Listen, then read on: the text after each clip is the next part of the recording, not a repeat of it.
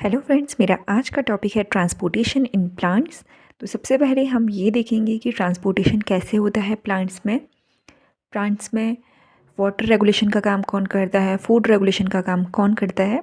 सबसे पहले हम लीव्स के बारे में पढ़ लेते हैं, यानी कि पत्तियों के बारे में पढ़ लेते हैं, क्योंकि प्लांट्स में सबसे जो इम्पोर्टेंट जो चीज़ है वो हमने पहले लीव्स के बारे में पढ़ना पड़ेगा।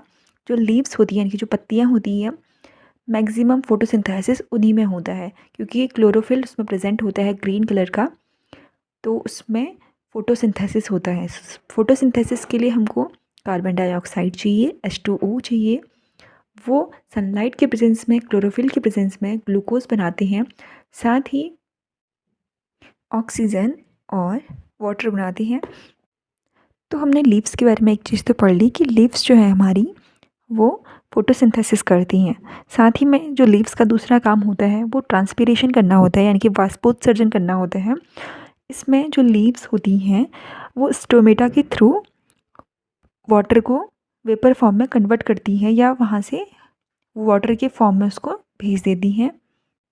अभी जैसे कि हमारा एक टर्म आया स्टोमेटा, तो स्टोमेटा होता क्या है।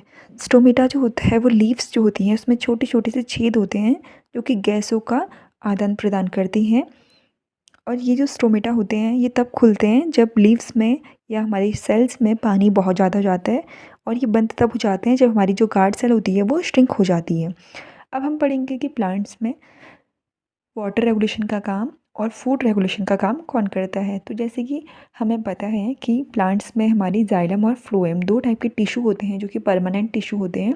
परमानेंट टिश्यू में भी कॉम्प्लेक्स टिश्यू के अंदर ये आते हैं।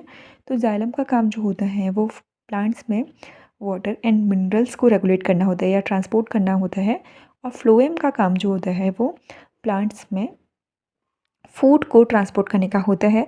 तो सबसे पहले हमारे क्वेश्चन है कि प्लांट्स में फोटोसिंथेसिस केवल लीव्स में होता है या पौधे की किसी और पार्ट में भी होता है।